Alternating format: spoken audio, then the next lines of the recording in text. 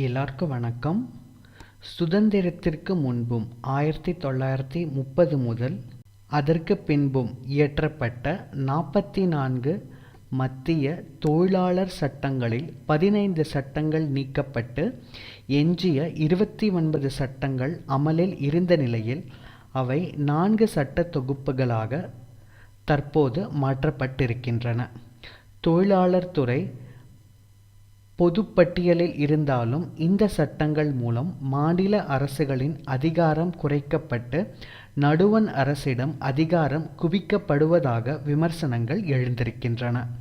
இன்னைக்கு நிகழ்ச்சியில் புதிய தொழிலாளர் சட்டங்கள் இந்த தலைப்பை பற்றின சில முக்கியமான தகவல்களை தான் நாம் பார்க்க போகிறோம். வாங்க இன்னைக்கு நிகழ்ச்சிக்குள்ளே போகலாம்.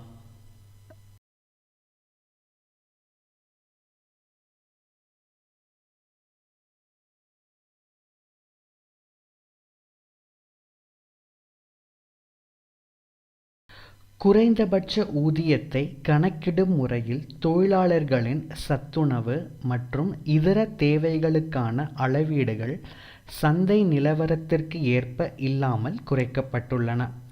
சராசரி வேலை நாளை 8 மணி நேரத்திலிருந்து 12 மணி நேரமாக உயர்த்தவும், வேலை நேர பரவலை 14 முதல் 16 மணி நேரம் வரை நீட்டிக்கவும் வழிவகை செய்யப்பட்டுள்ளது. பணியாளர் தொழிலாளர் என்கிற வரையறைகள் மூலம் பல தொழிலாளர்கள் குறைந்தபட்ச ஊதிய பாதுகாப்பிலிருந்து வெளியேற்றப்படுகிறார்கள். ஒப்பந்த தொழிலாளர் சட்டத்தின் கீழ் உரிமம் பெற தேவையான தொழிலாளர்களின் எண்ணிக்கை 20 50 உயர்த்தப்பட்டுள்ளது. இதனால் 50க்கும் குறைவான தொழிலாளர்களை கொண்ட ஒப்பந்ததாரர்கள் சட்ட கட்டுப்பாட்டில் இருந்து தப்பிப்பார்கள். பாதுகாப்பு சட்டங்கள் பொருந்தக்கூடிய தொழிற்சாலை என்பதற்கான வரம்பு மின்சாரத்துடன் 20 எனவும் மின்சாரம் இன்றி 40 எனவும் உயர்த்தப்பட்டுள்ளது. இதனால் சிறு குறு நிறுவன தொழிலாளர்கள் பாதுகாப்பு வளையத்தில் இருந்து வெளியேற்றப்படுவர்.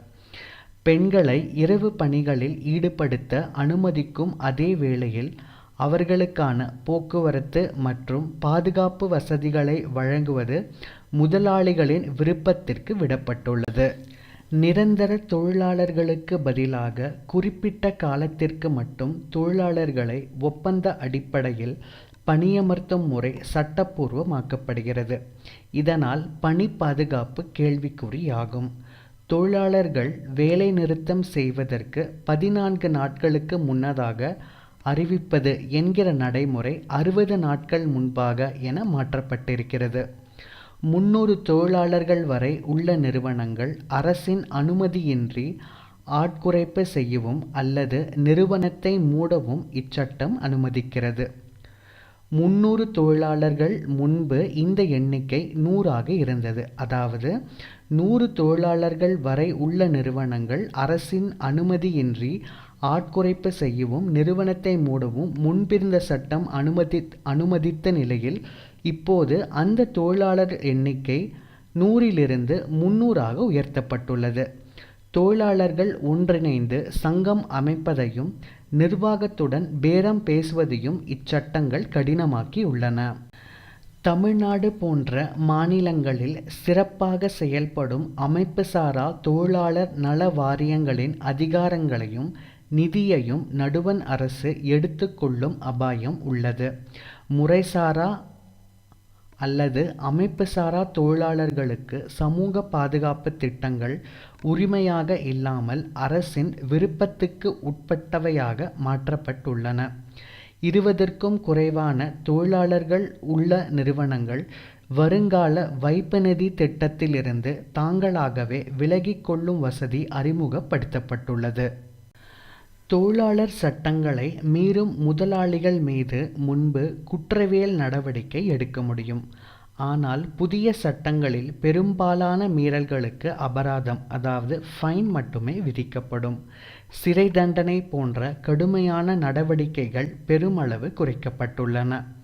தொழிலாளர் நீதிமன்றங்கள் மற்றும் தீர்ப்பாயங்களில், அதாவது ட்ரிபுனல்ஸ், முன்பு இதில், அதாவது தொழிலாளர் நீதிமன்றங்கள் மற்றும் ட்ரிபுனல்ஸ் தீர்ப்பாயங்களில் நீதித்துறை சார்ந்த நீதிபதிகள் இருப்பார்கள்.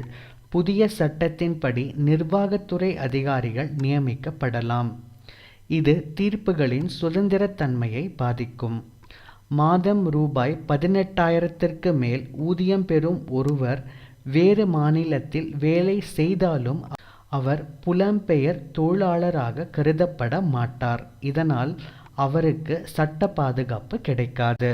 புதிய சட்டத்தின் கீழ் காலம் வரையறுக்கப்பட்ட வேலைவாய்ப்பு என்பது நிரந்தரமற்ற ஒப்பந்த வேலைவாய்ப்பின் புதிய வகையாகும்.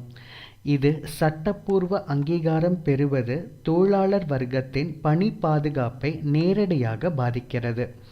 இது ஒரு தொழிலாளியை சட்டப்பூர்வமான ஒப்பந்தத்தின் அடிப்படையில் ஒரு குறிப்பிட்ட காலத்துக்கு மட்டும் பணியில் ஈடுபடுத்துவதை குறிக்கிறது. இந்த முறை இன்று வேலை நாளை இல்லை என்கிற பாணியிலான வேலை கலாச்சாரத்தை சட்டப்பூர்வமாக்குகிறது. இது தொழிலாளர் உரிமைகள் மற்றும் கண்ணியத்திற்கு எதிரானது.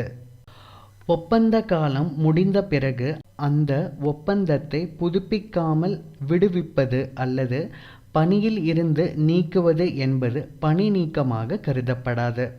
இதனால் முதலாளிகள் எவ்வித சிக்கலும் இன்றி பணியாளர்களை எளிதில் நீக்க முடியும்.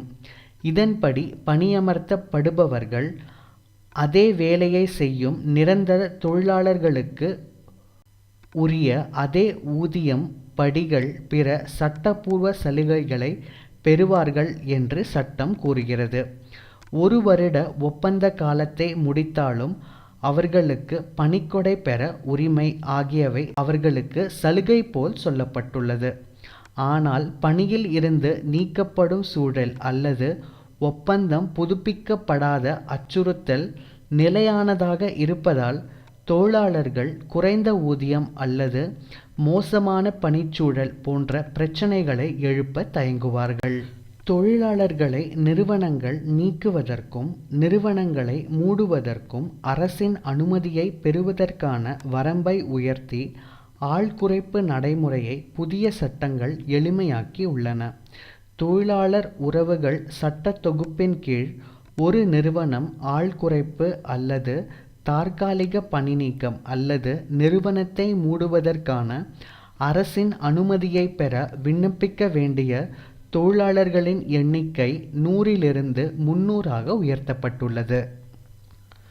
300 தொழிலாளர்களுக்கு குறைவாக பணிபுரியும் நிறுவனங்கள் தங்கள் விருப்பத்திற்கு ஏற்ப தொழிலாளர்களை வேலைக்கு அமர்த்தவும் அல்லது பணி நீக்கம் செய்யவும் முடியும்.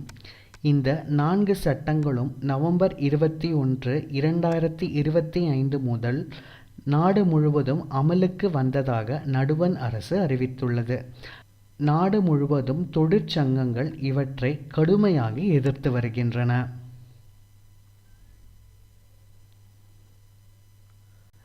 புதிய தொழிலாளர் சட்டங்கள் பற்றின சில முக்கியமான தகவல்களை இன்னைக்கு நிகழ்ச்சியில் நம்ம பார்த்தோம். இது உங்களுக்கு பயனுள்ளதாக இருக்கும் அப்படின்னாக்க நம்புகிறோம்.